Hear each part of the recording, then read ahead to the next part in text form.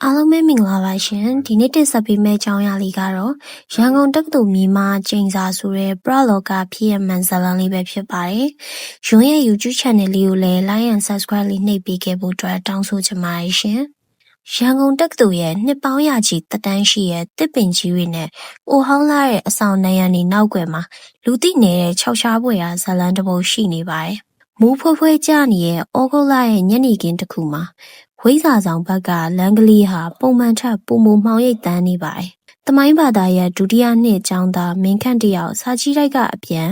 အဆောင်ကိုဖြက်လန်းကနေခတ်သက်သွက်လေးရှောက်လာခဲ့။နမဲကျော်တစ်ပုတ်ပင်ကြီးအနာရောက်မှာတော့လီတူးကရုတ်တရက်အေးစိမ်သွားသလိုသူခံစားလိုက်ရတယ်။လီတိုက်တာမျိုးမဟုတ်ပဲရေခဲတိုက်တဲ့ရောက်သွားသလိုမျိုးအေးစိမ်မှုမျိုးပါ။မင်းခန့်ခြေလန်းတွေရက်လိုက်မိရဲ့အပင်ကြီးရဲ့အကိုင်းခက်တွေကြားကနေတယောက်ယောက်ကတူတူလေးရေမိုးနီတန်ကိုကြားလိုက်ရတယ်။မင်းပြန်လာပြီလားအတန်ကအရှရှနဲ့လူတန်ထက်တရိတ်ဆန်တကောင်ကစကားပြောဖို့ကြိုးစားနေတယ်လို့မျိုးနားမခံတာစရာကောင်းလာပါတယ်ဘေဘီကိုကြည့်လိုက်တော့ဘယ်သူမှမရှိပါဘူးအဒီပတိလမ်းမကြီးပေါ်မှာတော့ចောင်းသားတွေရှင်းနေပြီဖြစ်ပါတယ်မင်းခန့်နေထိုင်ရာအဆောင်ရဲ့တတိယထပ်ရှောက်လန်းအဆုံးမှာလူမနေပဲအမြဲပိတ်ထားတဲ့အခန်းတစ်ခန်းရှိပါတယ်အဲ့ဒီအခန်းတကားတန်ချီတက်နေတဲ့တောကလောက်ကြီးခတ်ထားပေမဲ့ရသကောင်ရန်ဆိုရင်အဲ့ဒီအခန်းထဲကနေတချစ်ချစ်နဲ့တခုခုကိုကုတ်ချစ်နေတဲ့တန်တွေထွက်ပေါ်လာတတ်ပါတယ်အဲ့ညကမင်းခန့်အိတ်မပြောပဲစာကြက်နေတော့အခန်းတကားကိုတယောက်ယောက်ကလာခောက်ပါတော့တယ်သူတကားသွားဖွင့်ကြည့်လိုက်တော့ဘယ်သူမှမရှိပါဘူးဒါပေမဲ့ကျမ်းပြင်ပေါ်မှာထူးဆန်းတဲ့အရာတစ်ခုတွေ့လိုက်ရတယ်။အဲ့ဒါကတော့လွန်ခဲ့တဲ့နှစ်ပေါင်း90ကျော်ကအသုံးပြုခဲ့တဲ့ចောင်းသားကက်အဟောင်းလေးတစ်ခုပါ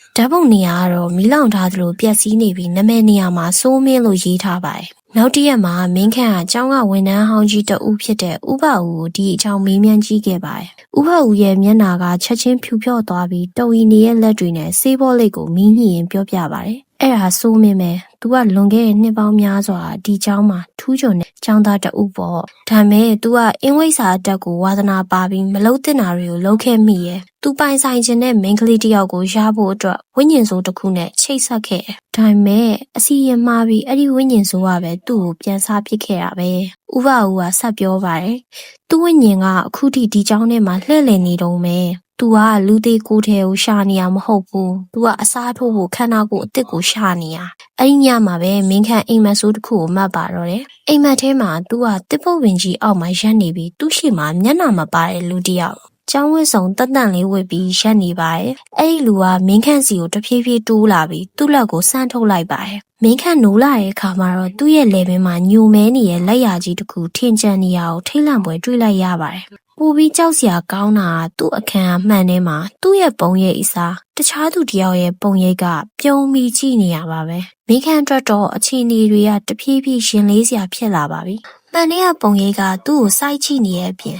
်သူ့ရဲ့ကိုယ်ပိုင်လှုပ်ရှားမှုတွေကလည်းအခါတရံသူ့ထိန်ချုံမှုအောက်မှာမရှိတော့သလိုခံစားလာရပါတယ်။မင်းခန့်ကသူ့လယ်ပင်ကလက်ရာနဲ့မှန်တဲ့ထူးဆန်းမှုတွေကြောင့်ကြောက်စိတ်ဝင်လာပြီးအပြေရှာဖို့ဆုံးဖြတ်လိုက်ပါတယ်။သူဟာကျောင်းရဲ့အစွန်ဖျားမှာရှိရဲ့အခုတော့တိတ်မသုံးတော့တဲ့စာချီရိတ်ဟောင်းရဲ့မြေအောင်ခန်းထဲကိုသွားခဲ့ပါတယ်။အဲ့ဒီမှာဟောင်းနှွမ်းနေရဲ့မှတ်တမ်းတွေရှိနေတာကိုသူသိထားလို့ပါ။ဖုံတွေထူထပ်နေတဲ့စင်တွေကြားထဲမှာရှာဖွေ1900ပြည့်နှစ်လွန်များကထုတ်ဝေခဲ့တဲ့တက္ကသိုလ်မဂ္ဂဇင်းဟောင်းတအုပ်ကိုတွေ့လိုက်ရပါတယ်။အဲ့ဒီထဲမှာစိုးမင်းရေးသားခဲ့တဲ့ဆောင်းပါးတစ်ပုဒ်ပါဝင်နေပါတယ်။ဆောင်းပါးရဲ့ခေါင်းစဉ်ဟာခန္ဓာကိုယ်လဲလှယ်ခြင်းနဲ့ဝိညာဉ်ကူးပြောင်းခြင်းအမှုပညာတဲ့။စာမျက်နှာတွေရဲ့ကြားမှာလက်ရည်နဲ့ရေးထားတဲ့မှတ်စုတစ်ခုညက်နေတာကိုတွေ့လိုက်ရတယ်။အစီရင်ပြီးမြောက်ဖို့အတွက်လာပြညမှာတစ်ပုတ်ပင်အောက်ကမြေကိုသွေးနဲ့ပူဇော်ရမယ်။ရွေးချယ်ခံရသူရဲ့ဝိညာဉ်ကိုမှန်ထဲမှာပိတ်လောင်ထားပြီးငါကသူ့အသားရည်တွေကိုဝင်စားမယ်။မင်းခန့်လက်တွေတုံလာပါတယ်။ဒီညကဝါကောင်လာပြညမဟုတ်လား။သူအဆောင်ကိုအပြေးလွှားပြန်လာတဲ့အချိန်မှာပဲသူ့ရဲ့အဆောင်ကြီးတငယ်ချင်း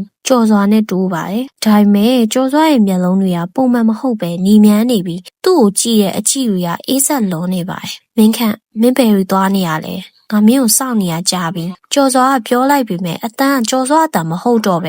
ဟိုအရှရှဝိညာဉ်ဆိုးရဲ့အတန်ဖြစ်နေပါတယ်။ မင်းခန့်နောက်ကိုဆုပ်လိုက်ပေမဲ့ကြော်စွာကမင်းခန့်ရဲ့ပခုံးကိုမြဲမြံစွာဖမ်းကင်ထားလိုက်ပါတယ်။မင်းရဲ့ကိုယ်တည်းကအရန်ကောင်းတယ်။ငါအတွက်အသင့်တော်ဆုံးပဲ။ညတကောင်ရံမှာမင်းခန့်ကသူ့ခြေထောက်တွေကိုသူကိုယ်တိုင်မထိန်ချုပ်နိုင်တော့ပဲတစ်ပုတ်ပင်ကြီးစီကိုရှောက်သွားနေမိပါတယ်။လာပြေဝန်ကြီးကလည်းနီရဲနေပြီးကျောင်းဝင်းတစ်ခုလုံးဟာတုတ်တန်တစ်ခုလုံးတိတ်ဆိတ်ခြောက်ခြားနေပါတယ်။တစ်ပုတ်ပင်ကြီးအနားရောက်တော့မြေပြင်မှာအနက်ရောင်အင်းကွက်ကြီးတစ်ခုကိုအစင်သင့်ဆွဲထားတာတွေ့ရပါတယ်။ကြော်စွာကဓာတ်တစ်ချောင်းကိုကင်ပြီးမင်းခန့်စီတဖြည်းဖြည်းတိုးလာပါတယ်။အစီရင်ကစတော့မယ်။မင်းခန့်ကအားကုန်သုံးပြီးရုံးကန်ပေးမဲ့ကိုလက်အင်္ကာတွေထုံကျင်နေပါတယ်။အဲ့ဒီအချိန်မှာပဲသူသတိရလိုက်တာတစ်ခုရှိပါတယ်။ဥပဦးပြောခဲ့တဲ့စကားသူကအစီရင်မှားပြီးဝိညာဉ်ဆိုးရဲ့ဝါမျိုးချင်းကိုခံခဲ့ရတာမင်းခန့်ကစာကြည့်တိုက်ကယူလာတဲ့စိုးမင်းရဲ့မှတ်စုဟောင်းနဲ့အမှားတစ်ခုတတိရှားလိုက်မိရဲ့စိုးမင်းကအကကွက်ကားတာကိုပြောင်းပြန်ရွတ်ဆိုခဲ့တာပါကျော်စွာကဓာတ်ကိုမြှောက်လိုက်တဲ့အခိုက်အတန့်